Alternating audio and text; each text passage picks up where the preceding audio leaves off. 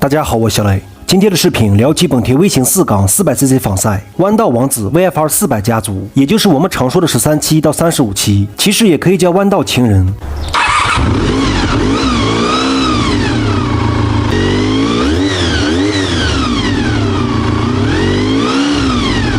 前几期视频我们分别聊过4-CBR250 14期到22期，也聊过4-CBR 400 17期到29期的区别。而今天聊的 VFR 400算是再填一坑。不过 VFR 400家族，尤其后期的 RVF 400，其实比 CBR 400家族更具有跑车基因，因为它属于 RVF 750，也就是 RC 车系的缩小版。接下来我们聊下每一代的区别，更多车型介绍，大家可以关注机车区 APP， 里面有非常详细的车辆报告。首先第一代 VFR 400发布于1982年，叫 VF 400F 13期，代号 NC13， 与 VF 750F 同时推出，是基于 NR 500的理念而设计。整体造型类似于本田的三枪 MVX 250，也就是微型3缸那款250。这几款车以后再聊。这辆车一经发布就碾压 CBX 400F 成为销量第一，于是本田趁热打铁，在1984年推出了整流罩版的 VF 400F。但是整体设计还是偏向街道运动，设计亮点在于钢管车架、本田的扭矩防俯冲系统和空气辅助的前后减震器，并且在盘式制动器上面安装有通风盘。发动机是一台水冷 399cc 4冲程 V4 发动机，马力有55匹35牛米。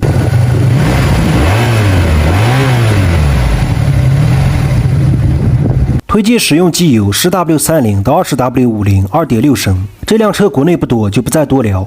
第二代是1986年发布的 VFR 400R 21期，代号 NC21， 又是从13期跳到了21期，中间的14期是 CB400SS 棍王，15期是 NV400SP， 16期没有车，17期是 CBR 400F， 18期也没有车，19期 NS400， 20期 GB400。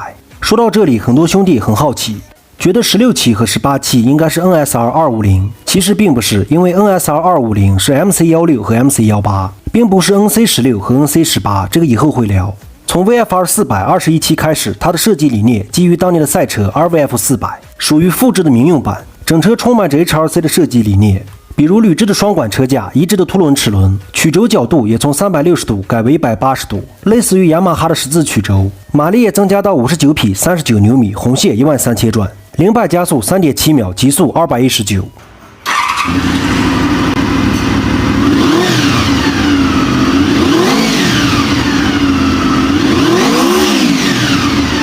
外观最大的区别就是有了整流罩，不过依旧是连体座椅，前大灯改为了笑脸灯。这一款国内也不多，就不再详细介绍。从这一代开始 ，VFR 400有4种型号，分别是 VFR 400R、VFR 400Z 版青蛙大灯、VFR 400K， 也就是日本教练车和 CB 400K 版是一样的，还有一个 VFR 400P 版，也就是警用版。它的对手是川崎 ZXR 400、铃木 GSXR 400，包括雅马哈 FZR 400，这些车型以后会聊。第三代 VFR 400 24期，代号 NC24， 发布于1987年。从这代开始，国内水车非常多，至今保有量也非常大。然后又是从21期跳到了24期，中间的22期是 CB350SJ， 23期是 CBR 400。从这代开始变化非常大，使用了单摇臂，右侧高位排气也改为了分体座椅，强调了仿赛属性。不过大灯依旧是笑脸大灯。说到这个单摇臂，其实并不是本田开发，而是法国著名的机油品牌 ELF 开发。它曾经是本田MotoGP 的合作者，后期 ELF 退出MotoGP 以后，把这个专利卖给了本田。这个 logo 大家应该很熟悉，它曾经冠名过 F1 和很多顶级赛事。再说以前的水车有很多这个标志。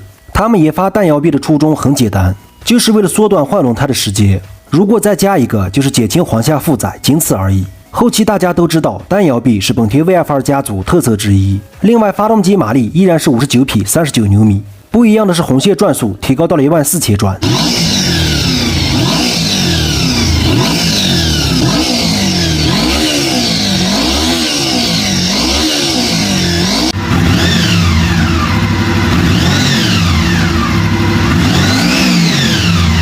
使用了全新的铝制双梁车架，改为了拉线离合，之前是液压离合，也使用了更大的化油器，轮毂也改为了前6伏后8伏轮毂。第四代 VFR 400 30期，代号 NC30， 发布于1989年，又是从24期跳到了30期。25期是大蚂蚁400， 26期是铁马400， 27期是 CB-1， 28期没有车，29期是 CBR 400。从37开始，外观最大的区别除了弹摇臂，就是把右侧高位排气改成了左侧高位排气。这要是国产车，估计得让喷死。什么重量不平衡，容易摔车，但是变成了本田，就成了一代经典。另外，后尾翘得更高，更战斗。大灯也从之前的笑脸灯改为双灯，整体设计全部和 RC30，也就是 VFR 750是一样的。相比上一代，更大的改变是缩短了轴距，并且把前龙骨改为17寸，后龙骨依旧18寸。从这些改变开始 ，VFR 437正式被称为弯道情人，之前的 VFR 400都不是。另外，也使用了扭矩限制器，主要的作用是在高转速降档时可以防止后轮胎打滑，也使用了双散热器，主要是为了给 V4 发动机后面2个气缸散热。曲轴也从180度又改为360度，更换了更大的阀门，但是马力依旧是59匹，39牛米。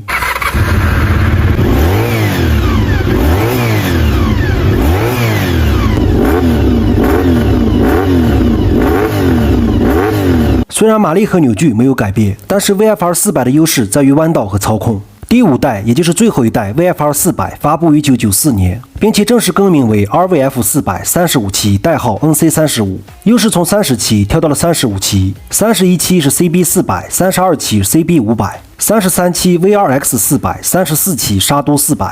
改名为 RVF 400，因为更贴近场队赛车。虽然发动机与上一代一模一样，但是35期和 RC45， 也就是 RVF 750是共同开发的。外观最大的区别就是造型更战斗，版花是 RVF， 前大灯改成了狐狸眼，并且前后轮胎都改为17寸，也使用了倒置前叉，油箱上面有了标志性的进气管道，使用了全新的车架和铝制排气。发动机就是水冷 399cc 4冲程90度 V4 发动机，马力有61匹35牛米，0-100加速 3.7 秒，极速219。